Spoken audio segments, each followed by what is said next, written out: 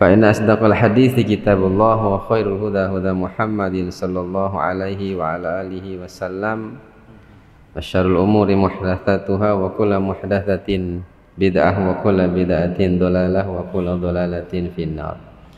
اللهم صل على محمد وعلى آله ومن تبعهم بإحسان إلى يوم الدين. Alhamdulillah, ifafillah jemaah sekalian rahimani wa rahimakumullah. Pada malam hari yang berbahagia ini Allah Subhanahu wa taala kembali kumpulkan kita di masjid kita dalam rangka kita sama-sama belajar tentang dinul Islam.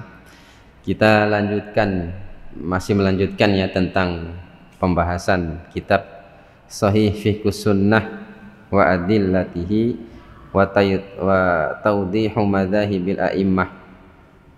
Ya, ini yang ditulis oleh Syekh Abu Malik Kamal bin As-Sayyid Salim.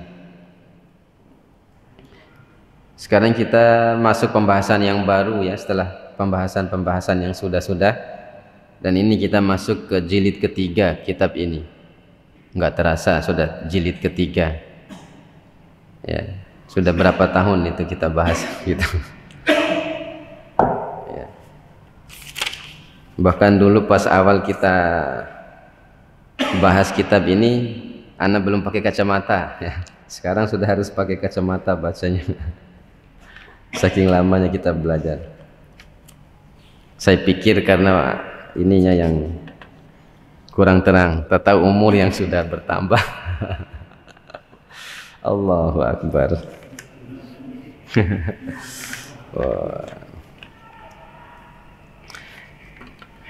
Kita masuk ke bab Kitabul Libas wa Zinah wa Ahkamun Nadhar. Ya, itu kitab, itu pembahasan tentang al-libas, pakaian, wa zinah dan juga perhiasan, wa ahkamun nadhar dan hukum-hukum memandang. Ya, nanti karena ini ada makanya disambung dengan nanti fikih nikah, nanti fikih pernikahan. Beliau menyebutkan di sini, Abu Malik Kamal bin As-Sayyid Salim mengatakan awalan, yang pertama, al-libasu wa zinatu lirijal. Pembahasan yang pertama adalah kaitannya dengan pakaian dan perhiasan untuk laki-laki, untuk kita laki-laki. Ini penting kita belajar ya tentang ini, wa fillah rahimani wa rahimakumullah, agar kita tahu mana pakaian yang boleh dipakai, mana yang dilarang, mana juga pakaian yang lebih utama dan seterusnya, mana pakaian yang dimakruhkan.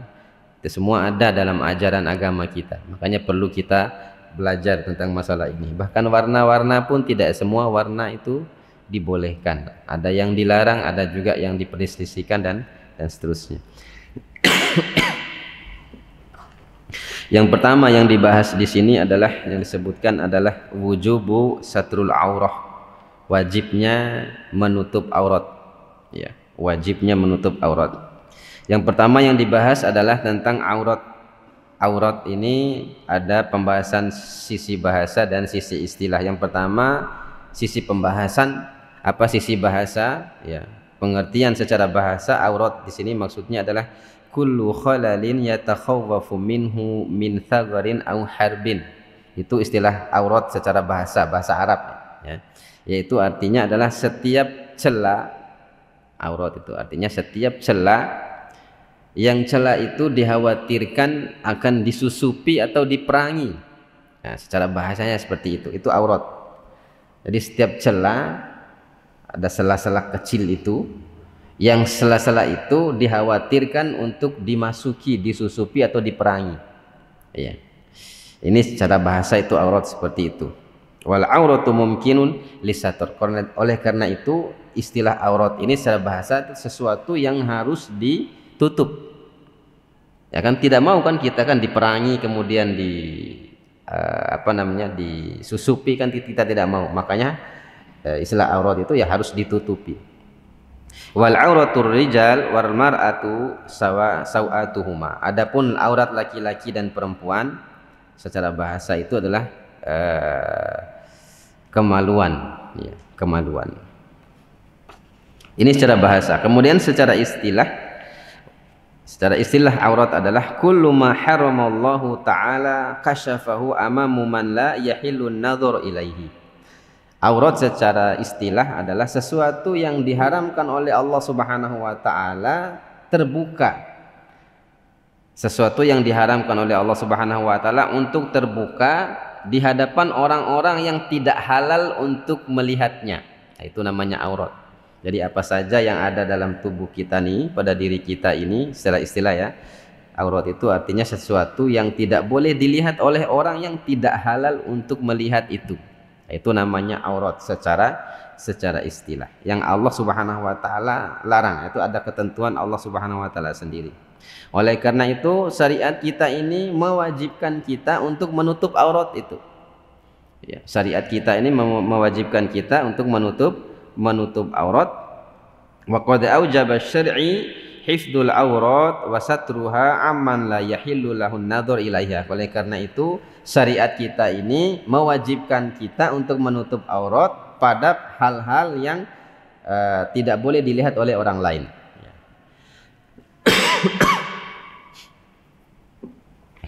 Di antaranya adalah yang pertama firman Allah Subhanahu wa taala, ya bani adam khudhu zinatakum inda kulli masjid. Wahai anak Adam, wahai manusia, pakailah perhiasan atau pakaian kalian pada setiap kali memasuki masjid. Jadi kita diperintahkan dalam ayat ini setiap kali memasuki masjid hendaknya kita memakai perhiasan. Jadi di sini maksudnya pakaian disebut dengan perhiasan di sini karena maksudnya adalah pakaian itu agar pakaian yang bagus, yang indah, karena makanya disebut perhiasan. Karena nanti kita mau masuk ke dalam masjid. Makanya kita biasakan untuk sholat itu pakailah pakaian yang bagus, yang indah, yang memang sempurna untuk menutupi aurat itu. Ya, yang apa namanya, yang kalau kita sendiri pakai ya nggak risih kita gitu maksudnya. Sampai ya, termasuk majelis-majelis ilmu seperti ini ya, gunakan pakaian-pakaian yang memang pantas untuk digunakan untuk bermajelis. Dalam hadis tentang Jibril alaihissalam ya, ketika Nabi sallallahu alaihi wasallam duduk bermajelis, kemudian tiba-tiba datang Jibril. Dalam hadis itu disebutkan Jibril pakaiannya masya Allah ya, pakaian putih semua, kata Umar yang menyaksikan, kata para sahabat termasuk Umar yang meriwayatkan hadis itu. Pakaiannya putih, rambutnya rapi sekali, bersih ya. Makanya dalam bab-bab adab berilmu, hadis ini salah satu yang paling sering digunakan oleh para ulama, bahkan pembahasan pertama. Jadi bab-bab menuntut ilmu itu adalah pakaian yang bagus ketika hadir di dalam majelis, terutama apalagi majelisnya di dalam masjid seperti ini. Maka di sini perintah Allah Subhanahu wa taala, wahai anak Adam, pakailah perhiasan kalian setiap kali memasuki masjid. Wa kulu washrabu wa la tusrifu, makan dan minumlah tapi jangan berlebih-lebihan. Jadi ngahan nono we watiloa ka CVIP, tidak boleh kekenyangan, tidak boleh sampai perut itu begah ya, sesak kita napas, dilarang oleh syariat. Syariat membatasi, tidak boleh makan minum biasa saja ya, bahkan dalam hadis sekedar untuk agar ini punggung kita itu bisa tegak saja. Ya, maka tidak boleh kita makan minum itu dengan berlebih-lebihan sebagai perintah Allah. Innahu la yuhibbul musrifin, karena Allah Subhanahu wa taala tidak menyukai orang-orang yang berbuat musrifin, yaitu terlalu berlebih-lebihan, melampaui batas. Ya, melampaui batas. Wa qad kana al-arabu fil jahiliyati yatufuna bil baiti uratan. Nah, dulu ternyata di zaman jahiliyah itu, sebelum Nabi sallallahu alaihi wasallam diutus sebagai nabi dan rasul, orang-orang Arab pada saat itu tawafnya itu telanjang. Ya. Ajib ya. Para ulama menjelaskan kenapa telanjang. Para ulama, mereka justru telanjang di sini maksudnya bukan telanjang karena vulgar, bukan telanjang karena ingin apa, bukan karena hawa nafsu, bukan. Tapi mereka ini tawaf dengan telanjang dengan logika mereka, kalau kami ini tawaf dengan pakaian, sedangkan pakaian ini bisa jadi dari yang haram, dari penghasilan yang haram, bahannya mungkin haram, makanya mereka tidak mau, saking menghormati mereka tuh ketika tawaf itu. ketika tawaf, ketika ibadah. Intinya ibadah mereka jangan sampai tercampur dengan yang haram. Logikanya tuh memang luar biasa logika itu. Iya, logika yang luar biasa. Jadi pikiran mereka itu sampai ke sana bahkan luar biasa. Ya, tapi mereka tawaf pada saat itu bukan murni tawaf karena Allah. Ya, karena memang agama Ibrahim itu masih tawaf itu dari milah Ibrahim, tapi hanya saja sudah bercampur dengan kesyirikan. Yang mereka tawaf itu ya di Ka'bah itu sudah dikelilingi oleh berhala-berhala. Ya, bukan murni karena Allah Subhanahu wa taala syariat Nabi. Tapi intinya mereka tawaf itu dengan telanjang, dengan alasan itu. Ya. Tapi jangan bayangkan juga tawafnya di siang hari, enggak. Para ulama menjelaskan malam hari. Ya, karena malam gelap. Ya, mereka secara bergantian untuk tawaf di situ. Nah, maka mereka kebiasaan mereka ini seperti itu. Tawaf dengan telanjang.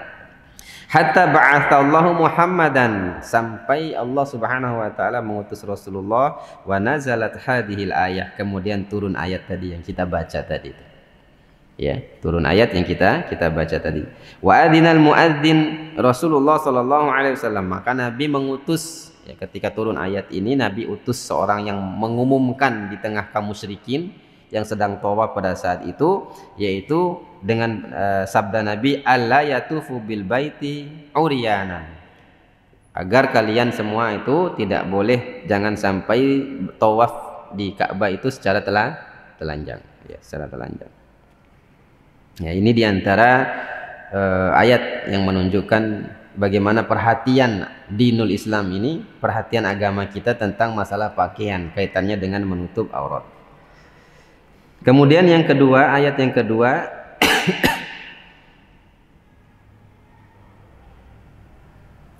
ya, ayat yang kedua, ya, firman Allah Subhanahu wa taala, ya bani Adam la yaftinannakumus syaitanu kama akhraja abawaikum minal jannah. Wahai anak Adam, jangan kalian terkena fitnah. Ya, para ulama menjelaskan, ahli tafsir menjelaskan, ya, terkena fitnah di sini maksudnya telanjang. Telanjang di sini disebut dengan fitnah. Ini menunjukkan kata fitnah ini kata yang luar biasa, yang besar, yang tidak digunakan kecuali dalam perkara yang besar. Maka telanjang dalam ayat ini disebut dengan fitnah. Jangan sampai kalian terfitnah maka oleh setan. Maksudnya jangan kalian mengikuti bujukan setan yang menjadikan kalian membuka aurat kalian. Ya, itu maksud dalam ayat ini.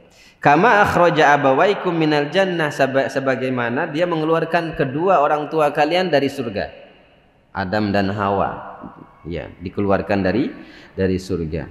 Yanzi'u anhuma libasahuma liyuriyahuma sawatihima. Ya. Dan apa namanya? Yang menjadikan dua orang tua kalian itu, Adam dan Hawa itu keluar dari surga, salah satu sebabnya adalah mereka karena mereka makan buah terlarang itu sehingga tersingkap aurat mereka. Ya, dengan itulah mereka dikeluarkan dari surga, dan keduanya bisa saling melihat aurat, dari saling nampak auratnya. Ya, karena makanya disebut fitnah. Jadi menampakkan aurat itu disebut fitnah, dan bukan biasa perkara yang ini perkara berat, dan bahkan fitnah setan disebutkan di sini.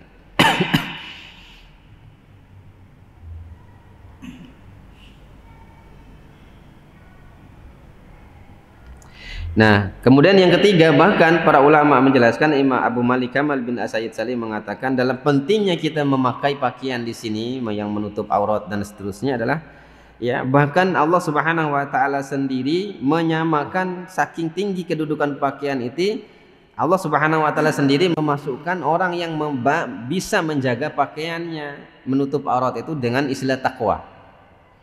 Ya, dinamakan dengan takwa. Dan salah satu ciri orang yang bertakwa itu adalah tidak hanya rajin sholat, puasa, zakat dan seterusnya, tapi salah satu ciri orang yang bertakwa itu adalah dia memakai pakaian yang pantas dan lebih utama itu menutup auratnya.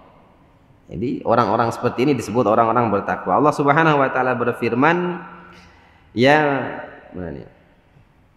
bani Adam qad anzalna 'alaikum libasa. Wahai anak Adam, sungguh kami telah menurunkan pakaian. Allah sudah turunkan pakaian. Ya. yuwari sawatikum warisha, agar kalian menutup aurat kalian, dan pakaian itu dijadikan sebagai perhiasan. Iya. Walibasut taqwa dzalika khair. Kemudian Allah tutup ayat ini dengan mengatakan dan pakaian takwa itu lebih baik. Pakaian takwa itu lebih baik. Maka di sini Allah menyamakan kedudukan antara takwa dengan pakaian. Artinya orang yang mampu menutup auratnya, menjaga auratnya, menjaga kemaluannya dengan memakai pakaian yang pantas, apalagi pakaian-pakaian yang memang diutamakan dalam syariat ini, maka dia sudah tergolong dikategorikan orang yang bertakwa. Ini keutamaan yang besar ini. Jadi ini yang perlu kita perhatikan nih, wah sekalian. Itu pakaian kita. Dan dari perkara-perkara ini menunjukkan bahwasanya syariat kita ini betul-betul memberikan keutamaan dalam perkara ini.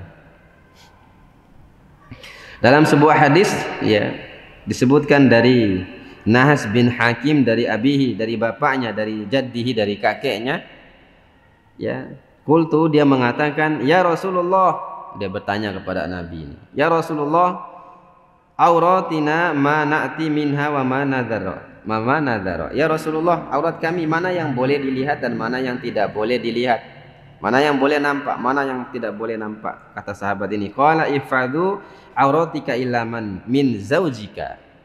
Kata Nabi, jagalah auratmu, kata Nabi, kecuali di hadapan istrimu. Ini karena pasangan ini, dua ini saja yang boleh saling melihat aurat itu. Dua ini saja yang boleh menahan saling melihat aurat. Ya, bahkan aurat besar pun tidak masalah kalau suami istri. Ya, dua ini, dua pasangan. Jagalah aurat kamu kecuali di hadapan istrimu, au ma malakat yaminuk, atau di hadapan budak-budakmu. Bebas. Hukum budak juga itu sama seperti pasangan. Ya, hukum budak itu juga sama seperti hukum pasangan. Jadi kedua ini.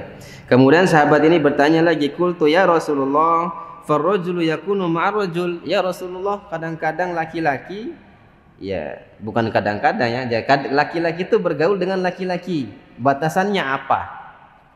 Kata sahabat, apa batasannya ya Rasulullah?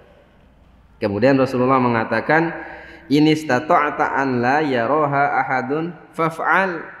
Ya, sekalipun kamu sama laki-laki, jagalah, tetap dijaga aurat itu. Tetap dijaga aurat sekalipun sesama laki-laki. Ya. Kemudian dia mengatakan, qultu ar-rajulu yakunu khalian. Kadang-kadang bagaimana kalau laki-laki saat sendiri ya Rasulullah? Maksudnya loa enggak? Ronda deh maksudnya. Boleh enggak telanjang? Tanya sini. Kalau Nabi mengatakan, fallahu ahaqqu ayyustahya minhu minan nas. Allah lebih berhak untuk kalian malu dibanding manusia, kata Allah. Bahkan kata Nabi, termasuk adab itu bahkan sendiri pun jangan telanjang gitu maksudnya. Bahkan dalam keadaan sendirian pun jangan telanjang. Ya, makanya para ulama, sampai sebagian ulama mengatakan kalau mandi pun lebih utama itu ditutup aurat, pakai pakaian sekalipun dalam ruangan, sekalipun memang boleh. Ya, hukum asalnya telanjang dalam ruangan itu boleh, tidak masalah, tidak haram hukumnya. Ya, tidak haram hukumnya. Bahkan telanjang juga kalau di umpama yang terbuka, ruang-ruang terbuka, tapi sekira tidak ada orang di hutan, kemudian ada pohon-pohon kecil, yang tidak masalah juga telanjang di situ. Ya, tidak masalah telanjang. Yang penting yakin, ya. Tapi yang lebih utama adalah menutup pada saat itu. Ya, karena di sini Nabi mengatakan bahkan Allah itu lebih berhak untuk kita malu terhadapnya.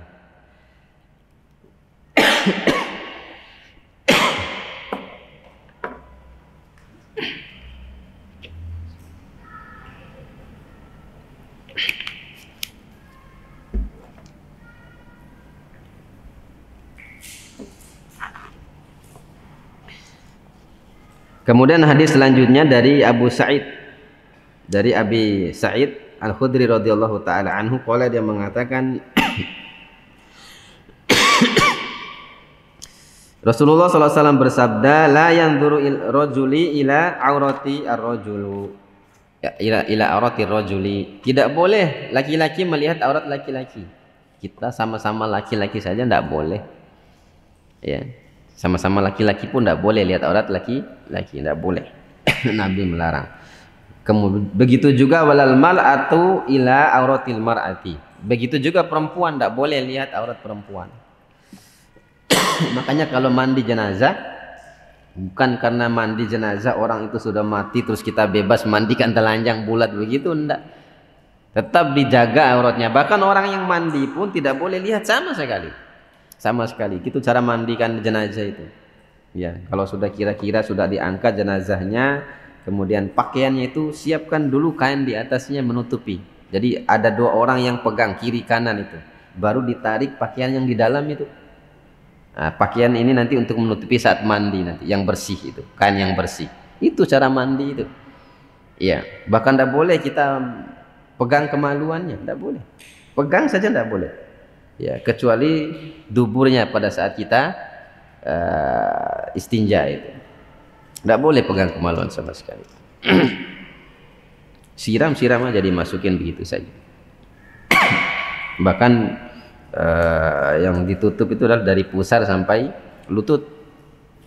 Maka tidak boleh. Laki-laki tidak boleh lihat aurat laki-laki, perempuan tidak boleh lihat aurat perempuan. Bukan mentang-mentang karena sama-sama laki boleh. Jadi orang kayak LGBT ya, orang eda panci anyi, tidak boleh. Ya.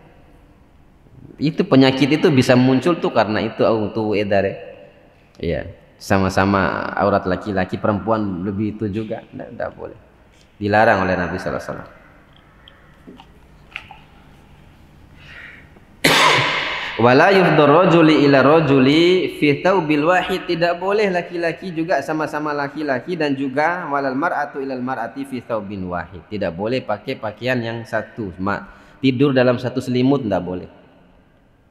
Laki sama laki tidur dalam satu selimut tidak boleh, Nabi larang. Au jaga mena ghairi, jaga mena ghairi. Begitu juga perempuan, penyakit itu kan asalnya dari sini. Ya, asalnya dari sini. Mai setan kan tiba ada mai setan kan. Makanya dilarang pintu masuk untuk perkara-perkara yang dilarang itu akan dilarang, termasuk ini. Ya. Tidak boleh laki-laki tidur dengan laki-laki kalau terpaksa, tapi jangan sampai satu selimut. Ya. Nabi melarang, ya. Nabi sallallahu alaihi wasallam melarang. Ini hadis riwayat sahih riwayat Imam Muslim dan Imam At-Tirmidzi dan Imam Abu Daud. Kemudian selanjutnya adalah ya, masih banyak ya dalilnya disebutkan, tapi ini cukup kita sebutkan dan menunjukkan tentang keutamaan menutup aurat. Kemudian yang selanjutnya yang dibahas di sini adalah hududul auratur rajul. Mana sih batasan aurat laki-laki itu? Tak besi batasan. Sampai mana batasan aurat laki-laki itu? Ya. La khilafu bainal ulama fi wujubi satrul aurah an ainin nas. Tidak ada khilaf dari kalangan ulama tentang wajibnya kita menutup aurat di hadapan manusia, dari pandangan manusia. Ya, kecuali ilama istisnahu dalil, kecuali yang dikhususkan oleh dalil. Walakin ma huwa haddul auratu bin nisbati rajuli, akan tetapi manakah aurat rajul itu, aurat laki-laki itu, ya. Sampai manakah batas aurat laki-laki itu? Maka di sini para ulama berbeda pendapat, ya. Ke dalam banyak sekali pendapat, tapi bisa diringkas dengan dua pendapat saja kata beliau di sini. Dari banyak pendapat itu. Yaitu pendapat pertama adalah auratul rajuli ma bainas surrah wa rukbah. Aurat laki-laki itu adalah pusar sampai lutut, antara pusar sampai lutut. Dan ini madhab mayoritas ulama. Kebanyakan ulama pilihnya madhab ini, pendapat ini. Jadi aurat kita laki-laki ini dari perut sampai lutut. Iya. Makanya termasuk para ulama mengharamkan seperti olahraga tinju, UFC, dohor ini. Salah satu larangannya itu, keharamannya itu baru satu sisi itu aurat terlihat. Kan mereka kan pasti kelihatan, oke ya. Kan pakaian itu sampai ke bawah. Lutut juga pasti terlihat. Nah, ini memperlihatkan aurat. Ya, salah satu larangan itu. Maka menurut jumhur ulama adalah aurat laki-laki itu adalah dari pusar sampai lutut. Di antara dalilnya adalah yang pertama adalah riwayat Imam Bukhari dari Anas Ibnu Abbas ya. Ya. Dari Ibnu Abbas radhiyallahu taala anhu mana tadi? Dari Ibnu Abbas radhiyallahu taala anhu dan sahabat yang lainnya bin Jahsy dia mengatakan bahwasanya Nabi sallallahu alaihi wasallam bersabda al-fakhad aurah. Ya, yaitu lutut ini adalah aurat kata Nabi sallallahu alaihi wasallam. Dalam hadis yang lain Nabi juga sallallahu alaihi wasallam mengatakan dari Ali radhiyallahu taala anhu Nabi mengatakan la tabarus fahiduk, jangan perlihatkan lutut kamu ya. Wala tanzuru ila fahidhi hayyin wala mayyit, dan juga jangan melihat pada lutut orang hidup maupun orang mati, tidak boleh. Dilarang, orang mati saja tidak boleh. Hanya saja di sini ulama sebagian mengatakan dhaif hadis. Dua hadis tadi dhaif, tapi para ulama seperti Imam Asy-Syaukani mengatakan saling menguatkan, termasuk Syekh Albani mengatakan seperti itu. Jadi Nabi melarang ya, aurat orang mati saja tidak boleh, lutut orang mati tidak boleh kata Nabi sallallahu alaihi wasallam. Dalam riwayat yang lain, hadis yang lain dari Amr bin Shu'aib dia mengatakan dari bapaknya, dari kakeknya dia mengatakan qala Rasulullah sallallahu alaihi wasallam fa inna ma tahta surah ila rukbatihi minal aurah, yaitu apa-apa yang ada di antara pusar sampai lutut itu aurat. Jadi di sini hilaf ulama yang pertama ini mengatakan aurat itu dari pusar sampai lutut, tapi hilafnya di mana? Apakah lutut dan pusat ini juga termasuk aurat? Itu hilafnya di situ yang pertama ini. Ya, bisa dipahami ya. Jadi jumhur ulama mengatakan pusar sampai lutut ini aurat, tapi mereka hilaf apakah pusar dan lutut itu termasuk aurat. Hilafnya di situ yang pendapat pertama ini. Dan dalil-dalilnya sudah kita sebutkan tadi. Sebagiannya adalah sebagaimana riwayat dari Mas'ur bin Mukhrimah, dia mengatakan aqbaltu bihajarin thaqilan ahmaluhu. Dia ini sahabat cerita, saya pernah angkat batu dari satu tempat mau bawa pulang ke rumah kata dia. Batu ini besar sekali batu ini, sampai dia kesulitan ngangkat, tapi mampu dia ngangkatnya. Di tengah perjalanan kata sahabat ini ya, di tengah perjalanan kata sahabat ini sarungnya melorot, tinggal pakaian dalam. Nah, kata sahabat ini, saya mau letakkan batu ini tidak bisa, sikit tidak mau dihantam balik, tanggung. Hanya dia jalan dengan pakaian itu, dia tinggalkan sarungnya. Ya, sampai di rumah ketemu sama Nabi sallallahu alaihi wasallam. Nabi marah melihat itu dan Nabi mengatakan, irji, kembali kamu. Ya, kembali, irji ila taubik, ambil kembali pakaianmu. Ya, wala tamsu uratan, jangan kamu berjalan dalam keadaan telanjang. Ya, di sini saksi pembahasannya adalah Nabi tetap mengatakan telanjang padahal dia pakai pakaian dalam, tapi dikatakan telanjang karena dia tadi sarungnya jatuh gitu. Nah, di sini inilah dalil-dalil yang pendapat pertama yang mengatakan aurat itu adalah dari pusar sampai lutut. Pendapat yang kedua, pendapat sebagian kecil ulama ya. Dan ini termasuk pendapat Dhohiriyah. Dhohiriyah ini madhab yang banyak menyelisih pendapat jumhur ya, baik Maliki, Hanafi, Syafi'i, Hambali. Dhohiriyah itu biasanya menyelisih pendapat madhab yang empat ini. Nah, pendapat yang empat ini pendapat Dhohiri yang mengatakan aurat itu adalah kubul dan dubur itu, jadi bukan lutut dan sekitarnya itu bukan aurat ya. Mereka juga punya dalil ya, di antaranya adalah hadis Anas bin Malik radhiyallahu taala anhu bahwasanya Nabi sallallahu alaihi wasallam pernah berangkat berperang. Kemudian Nabi sallallahu alaihi wasallam di atas kendaraan, naik kendaraan itu pahanya kelihatan. Nah, maka Nabi sampai ada sahabat yang mengatakan pahanya kelihatan. Makanya madhab Dhohiri mengatakan ini menunjukkan paha bukan aurat.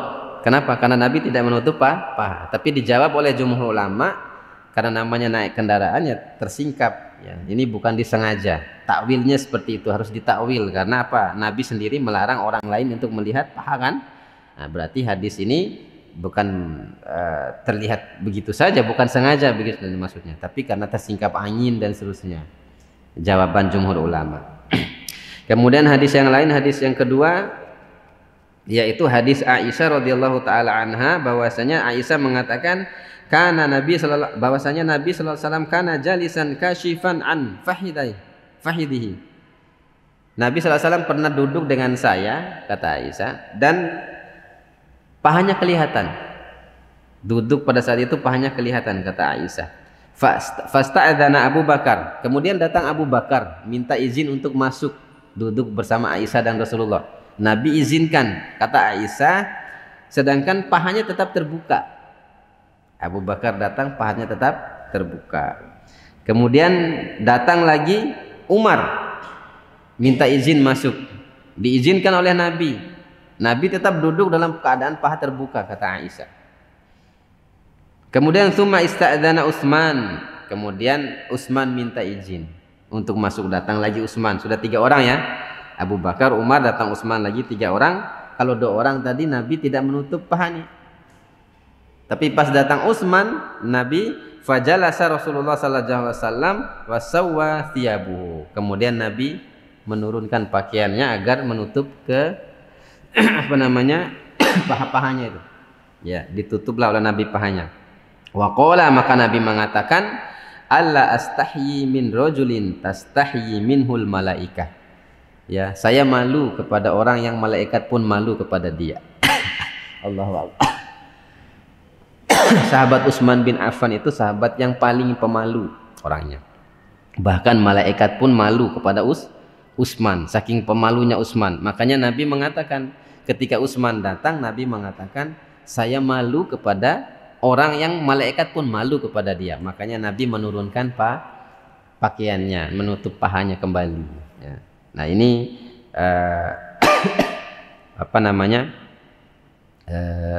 dalil mazhab Dzahiri yang mengatakan paha itu bukan aurat, tapi dijawab oleh mayoritas ulama sebagaimana dalil yang sudah tetap yang kita sebutkan tadi. Pertama, ini menunjukkan kekhususan untuk Utsman, kata jumhur ulama. Jadi khusus untuk Utsman karena memang Utsman ini terkenal pemalu. Ya, terkenal pemalu. Nah, jawaban daripada jumhur ulama. Nah, di antara perselisihan ulama ya. Lalu bagaimana pendapat yang kuat? Di sini ada pendapat Imam Ibnul Qayyim yang paling bagus. Ya, di antara semua ulama yang berselisih itu dirinci oleh Imam Ibnul Qayyim. Ya. Maknanya Imam Ibnul Qayyim mengambil 2 pendapat ini semuanya. Ya, dengan mengatakan bahwasanya kedua dalil-dalil para ulama ini sama kuat, kata beliau. Ini akhirnya beliau memutuskan beristihad bahwasanya aurat itu ada 2, yaitu aurat besar dan aurat kecil. Sedangkan paha dan pusar ini sampai lutut itu aurat kecil. Aurat kecil. Ya, namanya aurat, kata beliau, tetap saja harus ditutup. Sedangkan yang lebih berat yaitu aurat besar itu kubul dan dubur tadi. Ini lebih besar juga. Makanya lebih utama lagi, lebih wajib untuk ditutup. Ini pendapat Imam Ibnul Qayyim. Jadi setelah mengumpulkan semua pendapat ini, ya semua dalil-dalil, beliau beristihad seperti itu. Yaitu sama aurat. Dan ini pendapat yang bagus. Ya, pendapat yang paling bagus. Dan namun intinya adalah sekalipun aurat itu aurat kecil, ya tetap saja tidak boleh kita tidak perlihatkan ain reklamer itu. Ya, makanya kalau ambil air wudu jangan angkat sarungnya sampai tinggi-tinggi sampai kone wangga tada kone wangga beosmbeka anu pote tembe kan, tidak boleh. Termasuk aurat sekalipun ya aurat kecil kalau menurut Ibnu Qayyim al-Jauziyah rahimahullah taala. Begitu juga kalau sama laki-laki, sama mone ganti baju, jangan sampai kelihatan ini pusar, harus ditutup. Ya, harus harus ditutup. Sudah 7:30, sudah azan ya.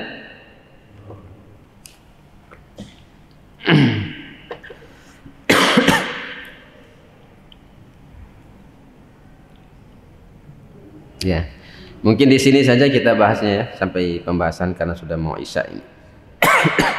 Sudah azan.